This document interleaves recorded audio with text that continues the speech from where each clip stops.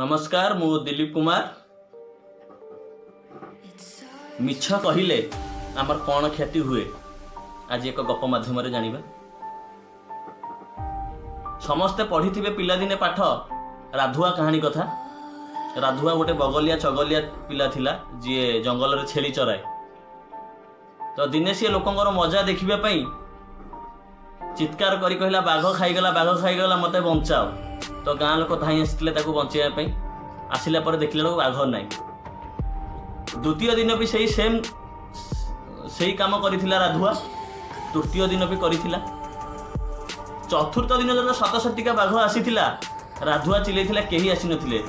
गाँ वाला भाविले बोधे राधुआ आज मिछरे आमको पुणी डाकुची। तो बाघ सतरे आसी सब छेड़ी खाईगला केही आसी नथिले बचाइबा पे। आम ये कहानी समस्ते पिलादिने पाठ पढ़ीचे। तो यही कहानी आम शिखुचे कौन जदि आम मिछ कहूचे तो आमर विश्वासता हरई बसवा। जदि थरे विश्वास हरई दियंती द्वितीय थर आम फेरी पाइबा बहुत कष्ट। तो सदाबले सत कहूँ चेष्टा करंतु, सचोट काम करंतु, खुशी रे रुहंतु। जय जगन्नाथ।